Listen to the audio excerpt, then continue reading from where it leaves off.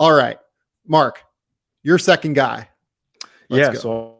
So I hinted it a little bit earlier, but Evan Mobley for me. And I know I prefaced by saying I didn't really Yeah. want to consider a lot of second-year guys, but it's interesting because this was like a big thing that I was thinking about last week, and I've thought about it a couple of times. I feel like so often when we're like projecting out how good a team is going to be in the next year, there's just a tendency to look at guys like who have already had like an impact, especially straight up as their first rookie year. Like there's more. We're going to look at guys like OG Anunoby and say, well, we haven't seen him do it, so maybe he can do it. Instead of saying, well, we've seen this guy do things already, it just makes sense that he's on that track. So I think when you're looking at like quote unquote most improved and how those things are going to play out, like I feel like that's a really heavy factor. Like obviously there's some expectations come into play for sure. Like OG Anunoby was not drafted anywhere close to where Evan Mobley was. And that's not meant as like a comparison between the two. It's more just like thinking in terms of like OG is always getting when he becomes the shot creating wing. I think for me, that's just Mobley's development this year is almost under talked about in what the Cavs can be, because I think so often everybody's like, okay, well, if Isaac Okoro just becomes a starting level wing, which I do believe in Isaac taking steps this year, but they're like, that's what makes the Cavs hit that higher level where they make the second round of the playoffs and maybe they have a chance to make the conference finals. To me, I look at it and I'm like, yes, that would be awesome. And I think that's going to have a big impact. But what if Evan Mobley takes a step from like top 35 to top 15, top 20 player? And I think that's feasible this year, honestly. Like just in terms of, going back and watching a bunch of his games and watching things in general. So we talked about some of the best screeners in the NBA. Like, Evan Mobley's one of the worst screeners in the NBA. And that's been a thing with him for a while. And that's more just by choice than by like, I think a lot of people chalk up to him just being skinny, and no, he just doesn't embrace contact very often. And I think that's something that he can definitely improve on. I know he added weight over the offseason. It's just like a little small margin thing like that to me, he was a good roller last year, but I think just improving as a screener, embracing more contact, especially having Donovan and Darius. Like Donovan is one of the, not a great guard screener, but like he's so effective in ghost actions and things like that can really damage a defense that I think you just open up even more if Evan is that much better as a screener. And even more so, though, like I think there are ways to really get him just more touches. And I think to me, like this season, JB Bickerstaff is already a good coach for sure. But like in terms of figuring out how good of a coach he is, I think is where I want to see what happens offensively and defensively this year. But I think because they really can, if they lean into what their funkiness is, I think they can really just kind of blow people away. Like if you just have more of, okay, we're going to run out in transition, but let Mobley handle the ball because he's good enough to do it. Not even just, it doesn't have to just be straight line drives coming up in transition. And you have a quick back screen from Darius Garland in an empty corner or from Donovan Mitchell in an empty corner.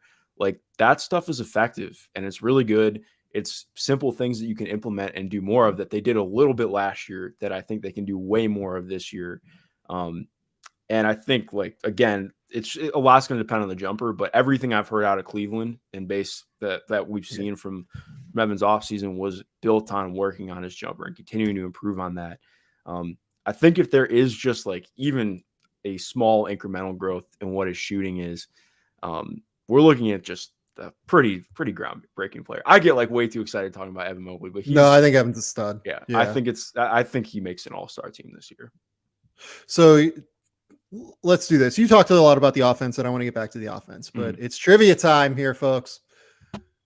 Who is the last second-year player to make an all-defense team? Ooh, that's a good question.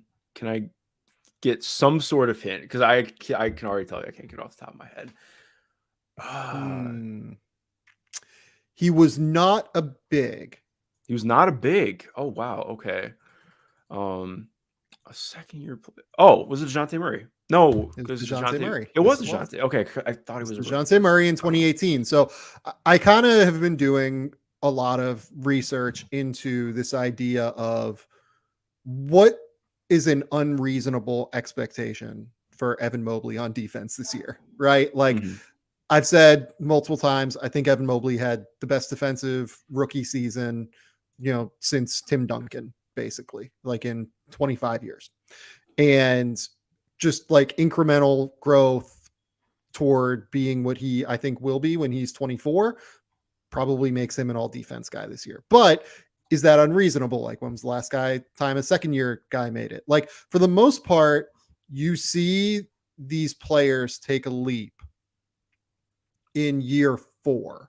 Year 4 tends to be when guys make, like Jaren Jackson, Mikal Bridges, Bam Adebayo, I think even Ben Simmons. Like, year 4 of after they've been drafted, in Ben's case, is when the all defense leap happens.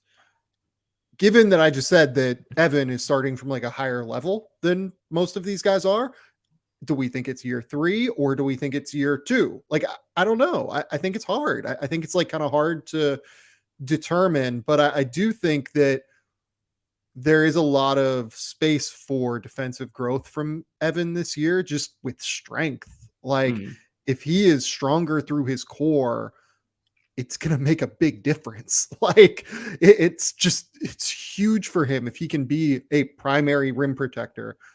That, like, they can play consistently at the 5, let alone, like, you're going to play Jarrett 30 minutes a game, right? But like, if you want to close with Mobley at the 5 because a team is going super small and you want to play hyper switchable, and you feel like Evan can actually anchor around the basket, get big rebounds, like not fly in and rely on his length all the time, that's a big difference maker for them as a team. And obviously, like, look, I know that Jarrett got a lot of plaudits last year defensively, and he deserved them. I thought his breakout, more so than even on offense, came on the defensive end, because he got so much smarter in terms of like being steady in drop actions and not chasing everything around the basket. He was very chasey with Brooklyn, which is, I think, part of the reason why the Nets got a little bit frustrated with him and why Jacques Vaughn made a bad decision to start DeAndre Jordan over him, despite the fact that Jarrett, even with those tendencies, was better than DeAndre. But I think that with Jarrett, like, he just improved so much around just his technical craft and the way that he thinks about the game. It's still Evan, though, that unlocks everything that they do defensively. Like, that's the marginal difference. He is the guy that makes things work for them in terms of playing as big as they want to.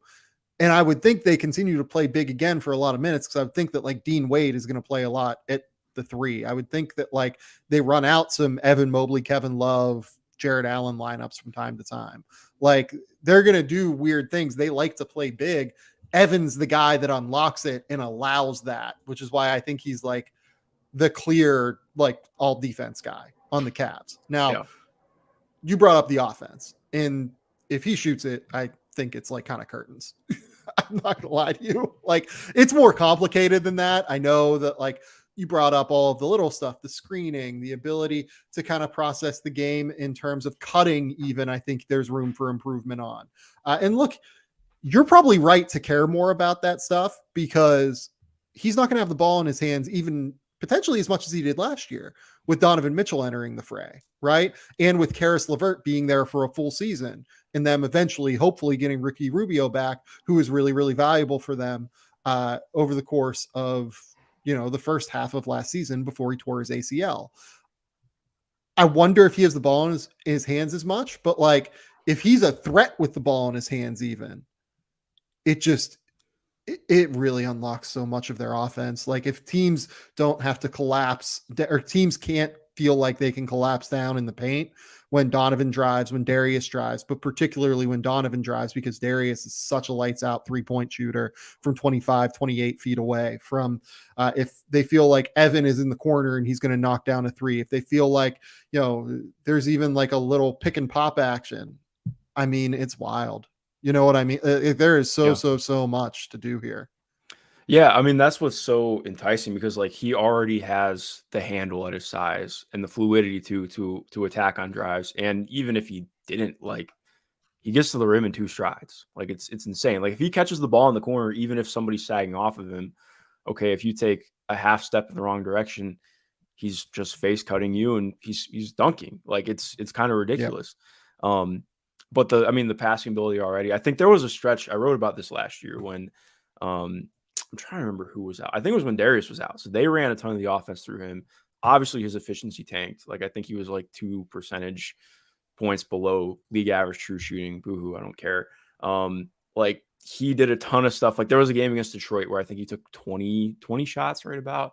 Did a ton of Great. stuff with Love it. just with his exactly like that's the kind of stuff that you love to see. And Explore I the think to me, studio space. what Great. made it so enticing and exciting to me is like there was no like there wasn't any kind of like barrier to that level of aggression. And I think that's one of the things that was frustrating about Evan's draft year was like just because he's really quiet and he's not a super demonstrative player on court. Like there's a tendency to say that he's not aggressive and stuff. And I think that's just that runs counter to how he plays basketball. So I think that it's on the table for him. It might not happen this year, but I think it's coming. And I'm just like, I think I'm very much on the trend of looking at him and Cade and just saying they're going to be all-time greats. Like that's kind of where I'm at with their trajectories already. And I can't put a cap on what he's going to do. Yeah. And you know what, like, here's the other thing too. You know, I kind of was talking about what it looks like when all of the starters are out there, right? Like, you know, there are going to be minutes where Evan doesn't play with Jarrett and where Evan only plays with one of Donovan and Darius, right? And he's going to get more opportunity with the ball in his hands. I think that's what I would like to see more. Mm-hmm. Like in the moments where one of Darius and Donovan are on the court, give Evan just a little bit more leeway to like kind of, you know, grab and go on the break and try and initiate offense that way. Like maybe you run like a very quick like action where he's sprinting up the court and then tries to find Darius Garland as a trailer or something weird like that, like on a dribble handoff, right? Like like with Darius, like it can be finding Darius as a trailer 30 feet away from the basket and just pulling up from 3, right? Like that's the kind of stuff that I think could be really, really hard to defend. I don't know. I think you're right on Evan. I think you're 100% right on Evan. I would. So do you think Evan is an all-star this year? Is kind of your I think take. It's possible. Yeah, I look at this team and I think it's going to be interesting just to see how things play out with the rest of the big room. It's something I have to do in my head, but I think I think he's going to take that jump. Interesting. Okay, I dig it. I'm with it. Yeah. Like I was just I wonder if the counting numbers are as good. Yeah, you know what I mean? Just because Donovan's there. It could definitely be a dependent on defense year. Like for me, I mean, I thought he should have made all defense last year. I'm still salty that he didn't, but like I think it's just kind of a guarantee for me this year that he's going to make it. Which sounds like asinine to say it like that, but I mean, just with how good he was already last year. Yeah, like I know what you're saying. Like in my mind, I thought the same thing, and I had this conversation out loud on the podcast with Cole Huff, and I was like, yeah, like no brainer, like all defense. He's 25-1 to win Defensive Player of the Year. Like, is that good? And then I went through historically, and I was like, shit, it does tend to be like year 4 when these guys do it. Maybe he is ahead of the curve, and he is ahead of the curve, like no question. But like, how far? That's my question. Like, how far ahead of the defensive aging curve is he? He's pretty far, but I don't know. It's if he makes all defense year 2, like we're talking about one of the 10 best defenders of all time, potentially. Like that's the ballpark he's in if he does that. I'm there. I don't know. I'm there. I'll put it right now. Not to get like way too on my high horse, but I think by his 5th year in the league, I think he's gonna be the best defensive player in the NBA. I think trending towards that. Yeah. So I think probably he's not even that big of a thing to say, but it's on the way.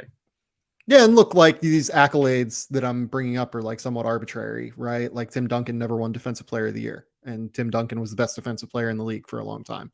Draymond Green has won 1 Defensive Player of the Year award, and there's no more valuable playoff defender than Draymond Green, right? So like, it's tricky.